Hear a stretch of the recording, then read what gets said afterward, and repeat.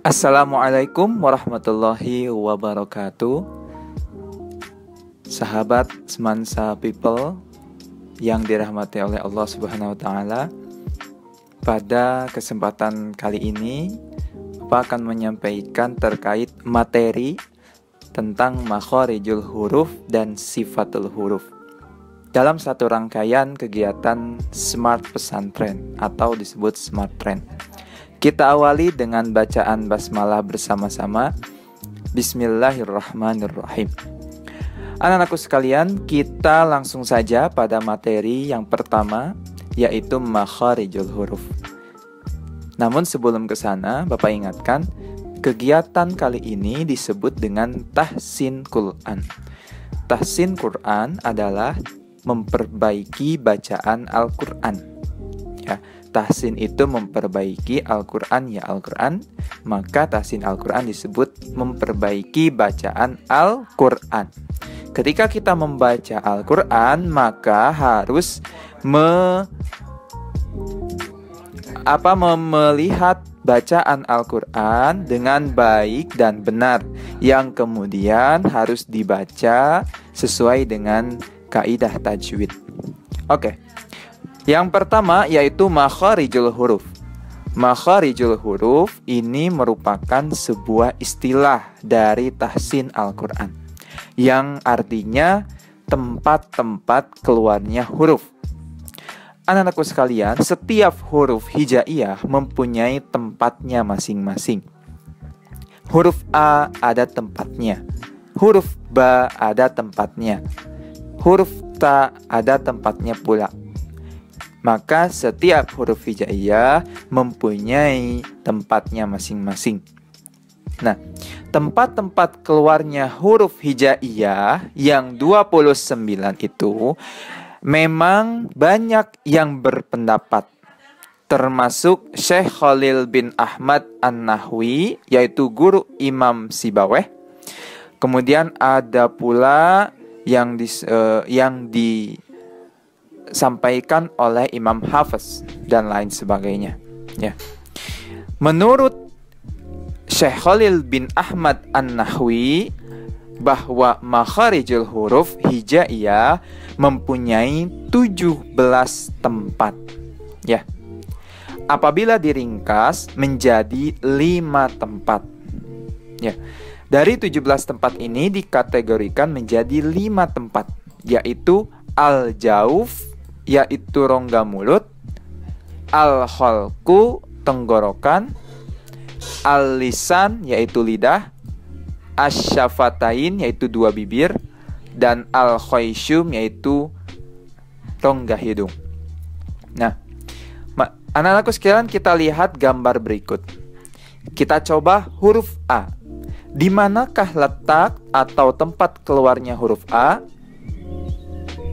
Yaitu huruf A di halki atau tenggorokan atau pangkal tenggorokan. Maka pangkal itu berarti di dalam, ya. Ini huruf A.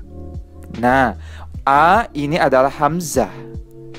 Ya, bersama dengan huruf H itu disebut pangkal tenggorokan. Kita sama-sama coba. A. A. Mulutnya itu dibuka. A. Nah, seperti itu. Bisa ikuti? Nah, kalau sudah bisa membuka mulut, kemudian tenggorokannya bisa membunyikan huruf A atau H, maka itu disebut al-khalqu. Kemudian, anak-anakku sekalian, kita coba kalian temukan huruf Fa. Di manakah huruf Fa?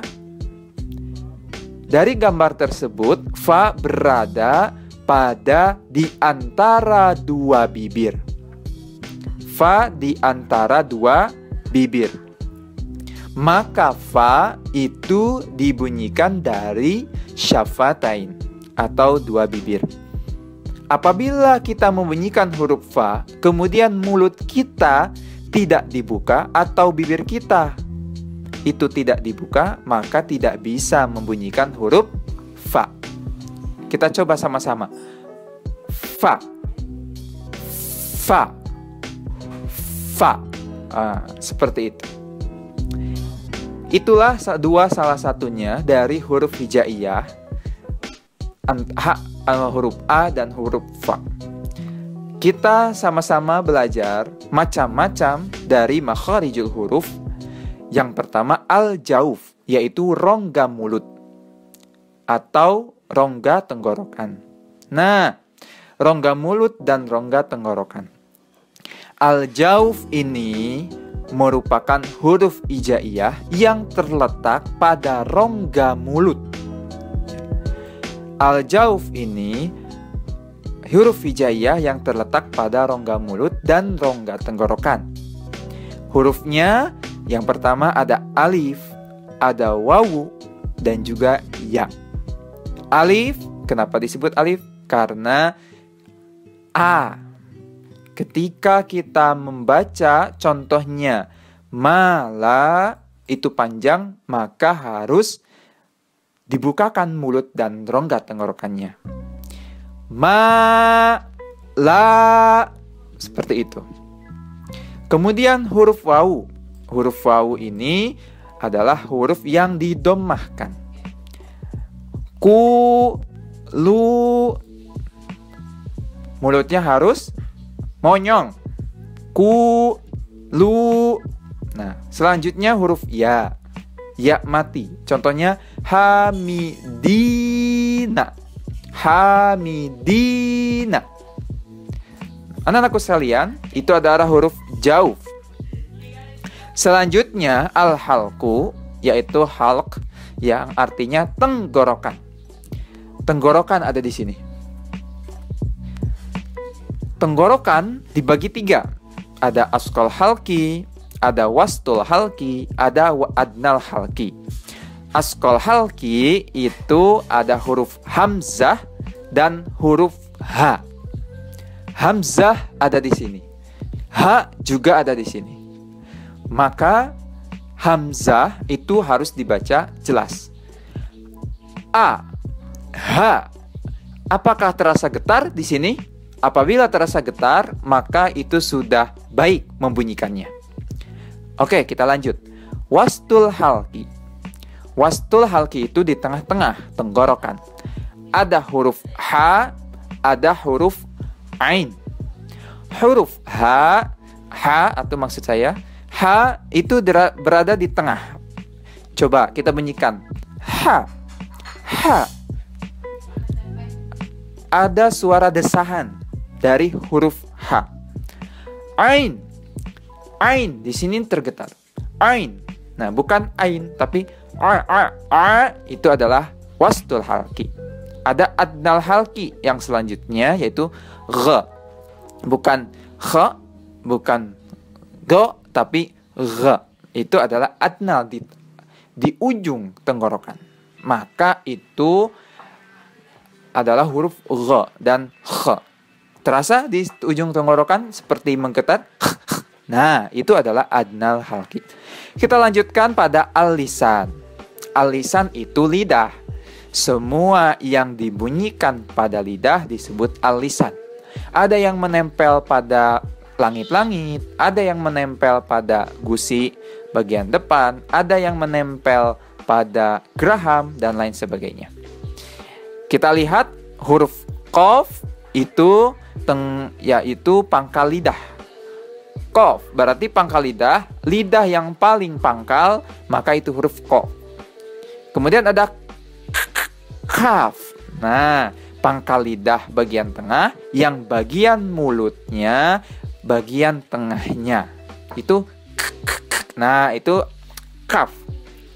Kemudian selanjutnya ada shin. Sya. Nah, juga sama. Ada bo, pangkal tepi lidah. Ada bod. Bod. Seperti ini, lihat. Mulut Bapak. Bod. Nah, itu dia. Kemudian lam. Lam. Ada nun. Kemudian wo. Wo. Bukan ro, tapi wo. Nah, kemudian selanjutnya ada dal. Ada ta. Ada po. Ada sod. ada sin, za, za, bukan zai, bukan ja, tapi za. Kemudian ada do, ada sa, ada zal. Nah, anak-anakku sekalian, itulah dari makharijul huruf, dari lisan. Kemudian kita lihat syafatain, yaitu apa artinya? Dua bibir. Dua bibir ini yaitu berarti bibir yang berada di depan yang ada dua, antara yang bawah dan juga yang atas. Coba kita lihat hurufnya. Wawu, wa. Ketika ditutup bibirnya maka tidak bisa membunyikan wa. Kemudian ada fa, sama. Ada ma, mim, mu. Ada ba. Nah, itu adalah syafatain. Syafatain adalah dua bibir. Kemudian al-khayshum artinya pangkal hidung. Anak-anakku sekalian, bahwa pangkal hidung itu adalah membunyikannya dengan hidung dan juga tentunya mulut. Sebagai contoh, huruf nun dan mim. Ketika kita membunyikan gunnah, anna, ketika ditutup hidungnya, maka tidak bisa mengeluarkan huruf na. Membunyikan huruf na. Coba kita contoh. Akan Bapak tutup hidungnya. Anta, anta. Maka seperti itu membunyikannya.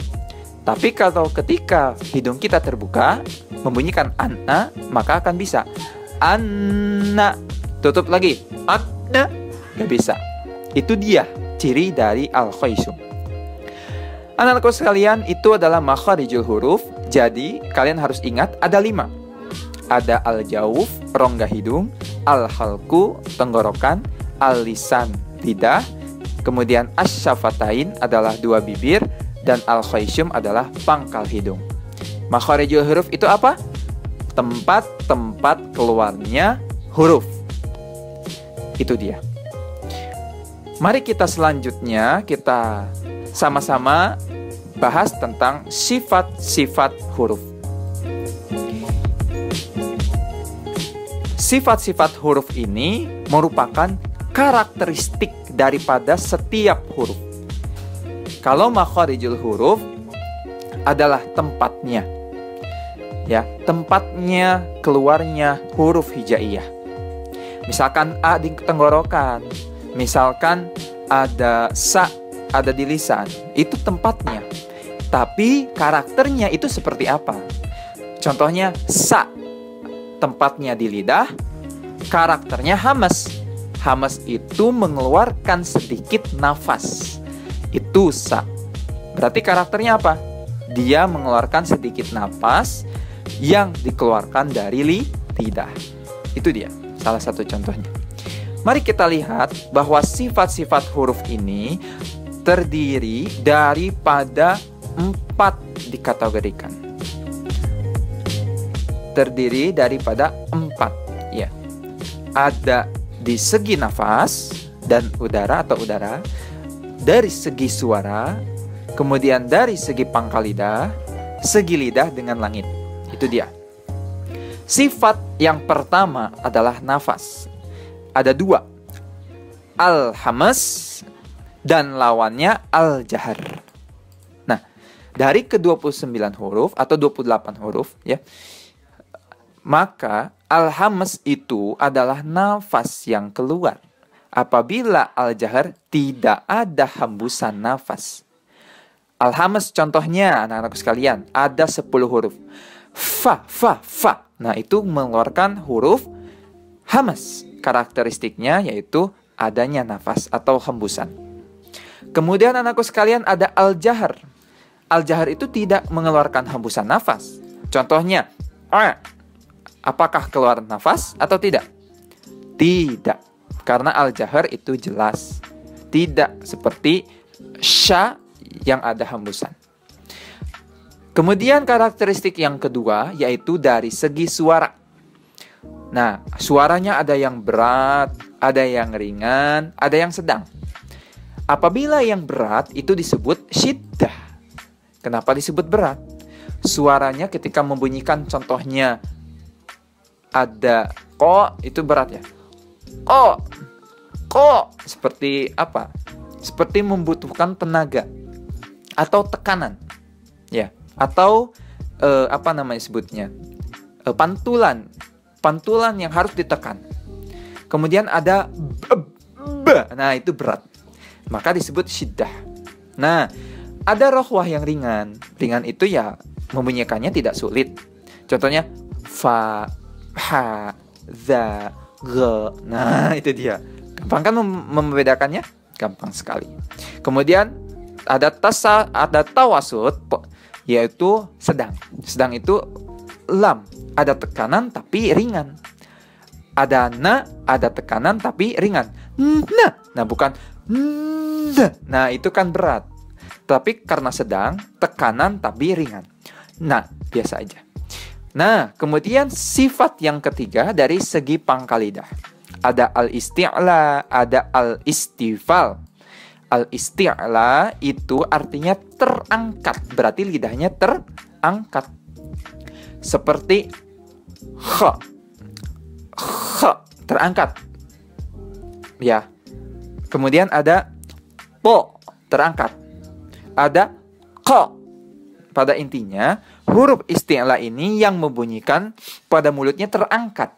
Atau o. Maka si mulutnya, itu lidah itu terangkat. Paham? Kemudian ada istifal. Istifal itu merendah.